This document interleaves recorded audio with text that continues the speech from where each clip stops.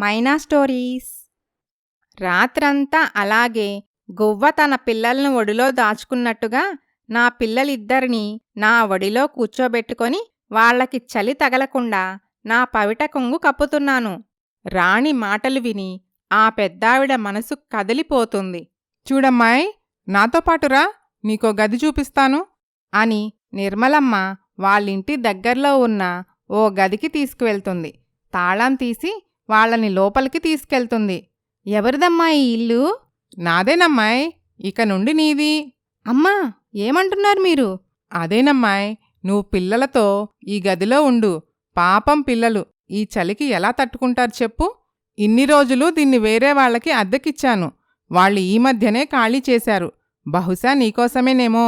అది కాదమ్మా, నా దగ్గర చిల్లిగవ్వ కూడా లేదు. నేనిక్కడ ఉండలేనమ్మా.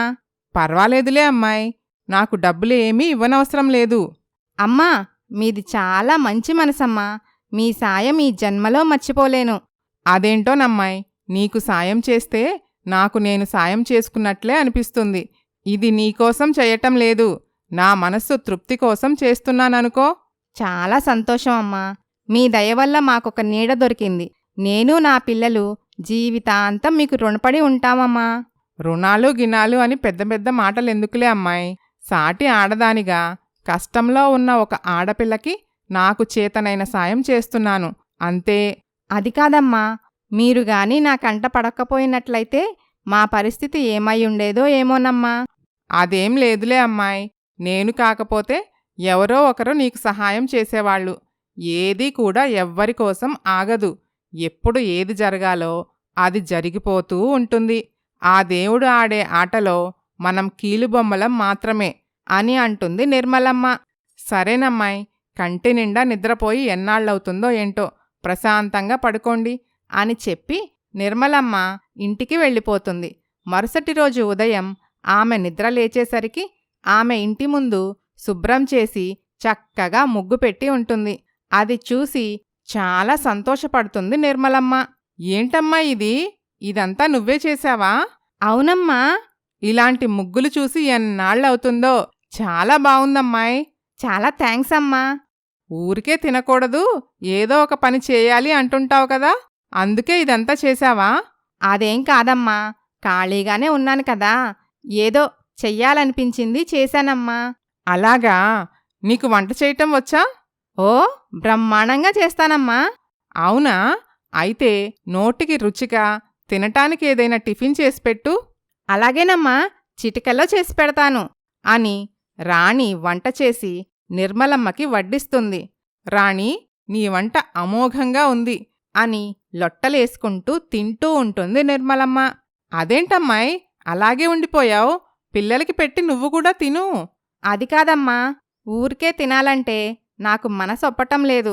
మేం బ్రతకటానికి నాకేదైనా పనిప్పించండమ్మా. తప్పకుండా రాణి, మీరు టిఫిన్ చేసి రెడీ అయితే పని చూసుకోటానికి బయటికి వెళ్దాం.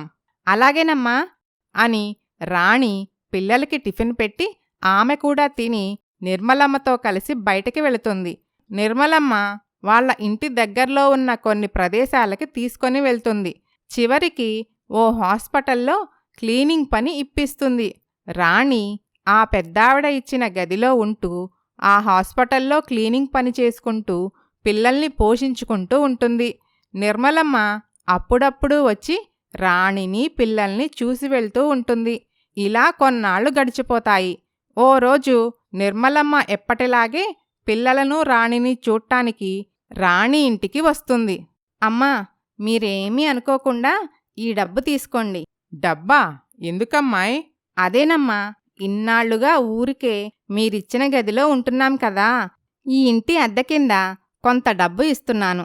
కాదనకండమ్మా, మీరు ఈ డబ్బు తీసుకుంటేనే నా మనస్సుకి తృప్తిగా ఉంటుంది. సరేనమ్మాయ్, నీ ఇష్టం, నీకోసం తీసుకుంటున్నాను అని ఆ డబ్బు తీసుకుంటుంది నిర్మలమ్మ. అమ్మా, నేను పెద్దగా చదువుకోలేదు. బహుశా అందుకేనేమో జీవితంలో సులువుగా మోసపోయాను. నా పిల్లలు నాలా కాకూడదు, వీళ్ల జీవితాలు బావుండాలి. అందుకని వీళ్ళని బళ్ళో చేర్పిద్దామనుకుంటున్నాను. మంచి నిర్ణయం తీసుకున్నావమ్మాయ్. కాకపోతే ఒంటి చేత్తో కుటుంబ భారం మోస్తున్నావు. దీనికి తోడు పిల్లల ఫీజులు అదనపు భారం. నువ్వు మోయగలవా? పర్వాలేదమ్మా. నిండా మునిగిన వాడికి చలేముంటుంది చెప్పండి. నా పిల్లల కోసం నేను ఎంత కష్టమైనా భరిస్తాను, ఎంత భారమైనా మోస్తాను. అందుకోసం ఇప్పుడు చేస్తున్న పనికి తోడు ఇంకొక పని కూడా చూసుకుందామనుకుంటున్నాను. 2 పనులు ఎలా చేస్తావమ్మాయ్? అదేనమ్మా, మార్నింగ్ షిఫ్ట్లో హాస్పిటల్లో క్లీనింగ్ పని చేస్తున్నాను కదా. అవును. మధ్యాహ్నానికి ఇంటికొచ్చేస్తున్నాను. ఆ తర్వాత అంతా ఖాళీనే కదా. అందుకని మధ్యాహ్నం నుంచి ఏదైనా పని దొరికితే చేద్దామనుకుంటున్నాను. ఓ, అలాగా. అవునమ్మా, నాకా ఇక్కడ భాష రాదు. అందుకని ఏమీ అనుకోకుండా మీరే ఇంకో పని చూసిపెట్టి పుణ్యం కట్టుకోండమ్మా. అది కాదమ్మాయ్, పనిదేముంది, ఎక్కడైనా దొరుకుతుంది. కాకపోతే మరీ అంతలా పనిచేస్తే నీ ఆరోగ్యం ఏం కావాలి చెప్పు? మరేం పర్వాలేదమ్మా, నేను చేయగలను. నా పిల్లల కోసం ఈ మాత్రం చేసుకోకపోతే ఎలా? సరేనమ్మాయ్, నీ ఇష్టం అని నిర్మలమ్మ రాణికి ఇంకో పని కూడా చూసి పెడుతుంది. రాణి ఒక షిఫ్ట్లో హాస్పిటల్లో క్లీనింగ్ పని చేస్తూ మరో షిఫ్ట్లో హోటల్లో గిన్నెలు కడుగుతూ ఉంటుంది. అలా కష్టపడగా వచ్చిన డబ్బుతో కుటుంబాన్ని నెట్టుకొస్తూ మరో పక్క పిల్లల్ని స్కూలుకు పంపిస్తూ ఉంటుంది. అలా రోజులు గడుస్తూ ఉంటాయి. అప్పుడప్పుడు రాణికి తన భర్త వినయ్ తనకు పిల్లలకు చేసిన ద్రోహం ఆమె మనస్సుకి బాధను కలిగిస్తూనే ఉంటుంది.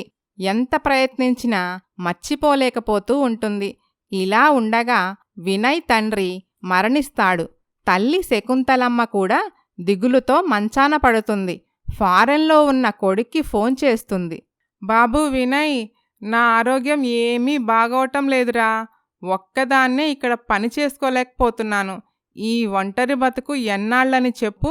అందుకని నన్నైనా మీ దగ్గరకు తీసుకుపోండి, లేదా మీరైనా నా దగ్గరికి వచ్చేయండి.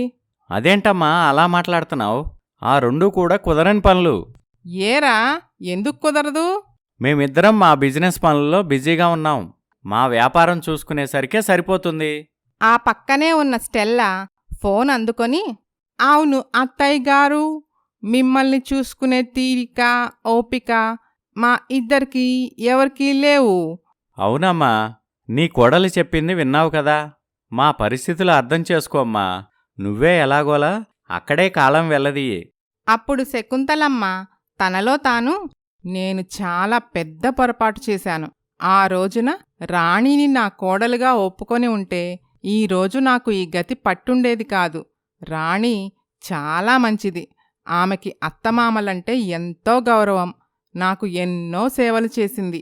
నా కోడలని అనిపించుకోవాలని ఎంతో తాపత్రయపడింది. కానీ నేను ఆమెని అసహించుకున్నాను. తనకి అన్యాయం చేశాను. నేను తవ్వుకున్న గుంతలో నేనే పడ్డాను అని పశ్చాత్తాపపడుతుంది శకుంతలమ్మ. ఇలా ఉండగా ఓ రోజు రాణి పిల్లల్ని తీసుకొని నిర్మలమ్మ దగ్గరకు వస్తుంది. చిన్నీ, బన్నీ, అమ్మమ్మగారి కాళ్లకు దండం పెట్టి ఆశీర్వాదం తీసుకోండి. అలాగే అమ్మా. ఏంటిదమ్మాయ్? అదేనమ్మా, ఈరోజు వీళ్ల పుట్టినరోజు. మీలాంటి మంచి మనుషుల చల్లని దీవెనలు వీళ్లకి కావాలి. ఆశీర్వదించండమ్మా. ఓ, అలాగా. చిన్నీ బన్నీ పుట్టినరోజా? Happy birthday Chinni. Happy birthday Bunny. Thank you అమ్మమ్మగారు. ఇలాంటి పుట్టినరోజులు మరెన్నో జరుపుకోవాలి. నిండు 100 ఏళ్ళు సంతోషంగా ఉండాలి. సరేనా? సరే అమ్మమ్మగారు. మంచి పిల్లలు. అమ్మని ఇబ్బంది పెట్టకుండా చక్కగా చదువుకోండి. అలాగే అమ్మమ్మగారు. అమ్మా, పిల్లలకిష్టమని బొబ్బట్లు చేశాను. మీక్కూడా తీసుకొచ్చాను. రుచి చూడండమ్మా. అలాగేనమ్మాయ్. ఆహా, వాసన ఘుమఘుమలాడిపోతుంది. అబ్బా, చాలా రుచిగా ఉన్నాయమ్మాయ్. ఇలా నోట్లో పెట్టుకుంటే అలా కరిగిపోతున్నాయి. ఏం రొట్టెలివి? రొట్టెలు కాదమ్మా, ఇవి బొబ్బట్లంటారు. కొన్ని ప్రాంతాల్లో పోలీలని కూడా అంటారు. మన తెలుగు రాష్ట్రాల్లో ఈ వంటకి చాలా ప్రాచుర్యం ఉంది. అలాగా అమ్మాయ్? అవునమ్మా, మీకు తెలీదా? మీరు కూడా తినే ఉంటారు కదా. లేదమ్మాయ్, మా నాన్నగారి ఉద్యోగం రీత్యా నా చిన్నప్పుడే ఇక్కడికి వచ్చి స్థిరపడిపోయాం. అందువల్ల అక్కడి వంటలేవి నాకు పెద్దగా తెలియవు. పర్వాలేదులే అమ్మా, మన వంటలు ఒక్కొక్కటి నేను పరిచయం చేస్తానుగా. సరే పదమ్మాయ్, పిల్లల్ని తీసుకొని అలా బయటికి వెళ్దాం. అలాగేనమ్మా. అని సరదాగా అందరూ కలిసి అలా బయటకు వెళతారు. ఇలా జరుగుతూ ఉండగా ఓ రోజు హాస్పిటల్ ఫ్లోర్ తుడుస్తూ కాలు జారి మెట్ల మీద నుండి కింద పడిపోతుంది రాణి.